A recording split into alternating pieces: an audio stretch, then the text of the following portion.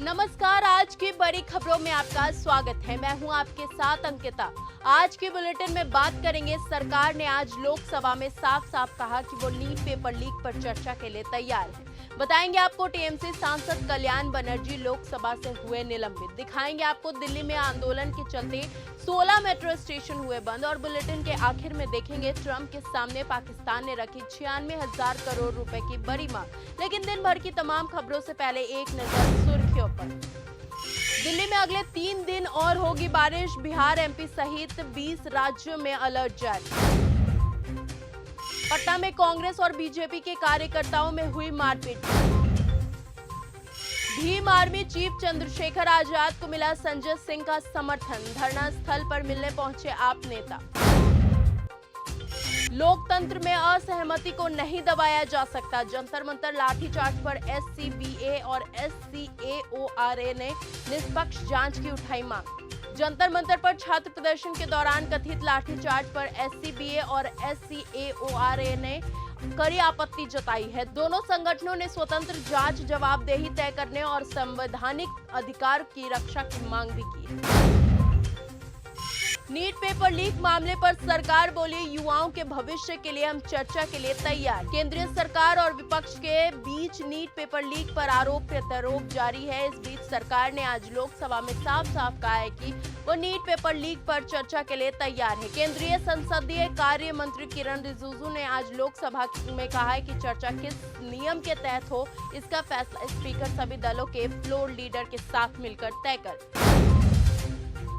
राम मंदिर चढ़ावा चोरी मामले की जांच का दायरा बढ़ा, कई जिलों में होगी संपत्तियों की पड़ताल।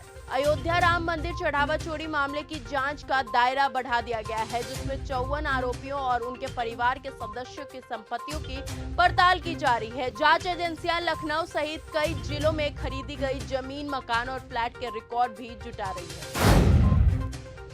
टीएमसी सांसद कल्याण बनर्जी लोकसभा से हुए निलंबित। महिला सांसदों से अभद्रता पर हुआ एक्शन। महिला सांसदों के खिलाफ कथित अभद्र टिप्पणी के मामले में लोकसभा ने टीएमसी सांसद कल्याण बनर्जी पर सख्त कार्रवाई की है। अर्जुन राम मेघवाल के प्रस्ताव पर उन्होंने मॉनसून सत्र की शेष अवधि के लिए निलंबित कर दिया गया है, जिसके बाद संसद की राजनीति और ज्यादा गर्मा गई। दिल्ली में छात्रों पर लाठीचार्ज के खिलाफ पटना में आईसा का प्रदर्शन। पुलिस ने चलाई लाठी, छोड़े आंसू गैस के वाटर कैनन। पेपर लीक और केंद्रीय शिक्षा मंत्री धर्मेंद्र प्रधान के इस्तीफे की मांग को लेकर दिल्ली जंतर मंतर पर जारी छात्रों के आंदोलन का दायरा बढ़ता जा रहा है।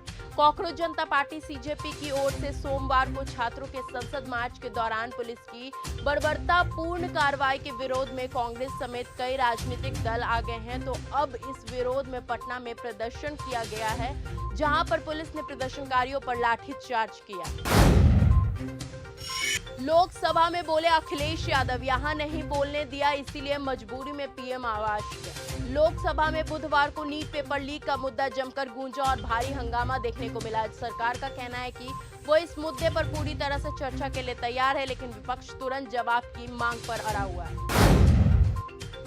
दिल्ली में आंदोलन के चलते बड़ा फैसला। राजीव चौक, मंडी हाउस और आईटीओ समेत 16 मेट्रो स्टेशन हुए बंद। सुरक्षा कारणों से डीएमआरसी ने दिल्ली के 16 प्रमुख मेट्रो स्टेशन राजीव चौक, मंडी हाउस, आईटीओ आदि में प्रवेश और निकास बंद कर दिया है। हालांकि यात्रियों की सुविधा के लिए राजीव चौक, मंडी हाउस और केंद्रीय सचिवालय पर इंटरचेंज की सुविधा चालू है। 5-10 हजार रुपए में घर बैठे 10वीं 12वीं की फर्जी मार्कशीट। दिल्ली में हुआ गैंग का भांडाफोड़, 150 लोग बने शिकार। नौकरी और एडमिशन के लिए 5 से 10 हजार रुपए में तैयार हो रही थी फर्जी 10वीं और 12वीं की मार्कशीट। दिल्ली पुलिस ने एक ऐसे गिरोह का भांडाफोड़ किया है, जिसमें कथित तौर पर 100 से ज्यादा नकली शैक्षणिक प्रमाण पत्र बेच डाले हैं। पीएम नरेंद्र मोदी से मिले शरद पवार, सियासी घमासान के बीच हुई मुलाकात। पीएम नरेंद्र मोदी से आज एसपी नेता शरद पवार से मुलाकात की। ये मुलाकात सियासी घमासान के बीच की गई है। पिछले कई दिनों से एनसीपी शरद पवार के एनडीए में शामिल होने के कयास चल रहे हैं। आपको बता दें कि शरद पवार के साथ उनकी बेटी सुप्रिया सुले भी पीएम से मिलने पहुंची थी। दुबई में टूरिस्ट लाओ और 80,000 का डिस्काउंट पाओ। होटल, खाना और टिकट सब ऑफर में शामिल। यूएई का सबसे बड़ा शहर दुबई अपने यहाँ रहने वाले लोगों को 3,000 दिरहम से ज्यादा डिस्काउंट और खास ऑफर दे रहा है। शर्त बस इतनी है कि उन्हें अपने दोस्तों और परिवार के लोगों को दुबई घूमने के लिए बुलाना होगा। भारतीय करेंसी में ये रकम 80,000 रुपए के आसपास बैठती है।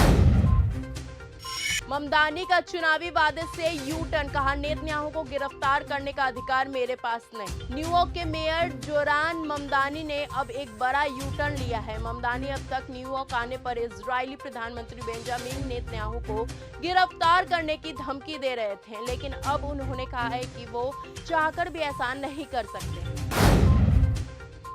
एआई के खतरे का एक और डरावना सबूत आया सामने। इंटरनेट पर जाकर खुद हैकिंग करने लगा ओपनएआई का एडवांस मॉडल। ओपनएआई ने बताया कि सुरक्षा जांच के दौरान उनके कुछ एआई मॉडल्स बेकाबू हो गए हैं। उन्होंने इंटरनेट पर जाकर हैकिंग की और हगिंग फेस नाम की एआई स्टार्टअप कंपनी के सिस्टम में सेंध लगा दी। ट्रंप ने अमेरिका में जेनरिक दवाओं पर किया 200% तक टैरिफ लगाने का ऐलान। ट्रंप ने अपने पोस्ट में लिखा कि 1 अगस्त 2026 से अमेरिका में आने वाली सभी जेनरिक दवाओं पर 2 साल तक 0% टैरिफ रहेगा। इसके बाद 1 साल के लिए टैरिफ बढ़ाकर 100% कर दिया जाएगा और फिर 200% हो जाएगा। ट्रंप ने सऊदी अरब के साथ परमाणु समझौते पर लगाई मुहर। परमाणु हथियारों के प्रसार को रोकने वाले एक्सपर्ट्स चेतावनी देते हैं कि सऊदी अरब में अगर यूरेनियम एनरिचमेंट वाले प्लॉट आ गए हैं तो इसमें परमाणु हथियार बनाने का रास्ता खुल सकता है। ट्रंप के सामने पाकिस्तान ने रखी 96,000 करोड़ रुपए की बड़ी मांग। अमेरिका और ईरान के बीच नाकाम सीज फायर डील कराने वाले पाकिस्तान ने अपनी दलीली की कीमत लगा ली है और उसने ट्रंप के सामने हाथ फैला दिया। अब नकदी की कमी से जूझ रहे पाकिस्तान ने अमेरिका से 10 अरब डॉलर यानी कि करीबन 96,000 करोड़ रुपए की एक्सचेंज स्टेबलाइजेशन फैसिलिटी मांगी है। तो फिलहाल आज के इस बुलेटिन में सिर्फ इतना ही। देश और दुनिया की तमाम खबरों के साथ ऐसे ही बने रहे हमारे साथ और देखते रहें न्यूज़ गंगा। तब तक के लिए धन्यवाद।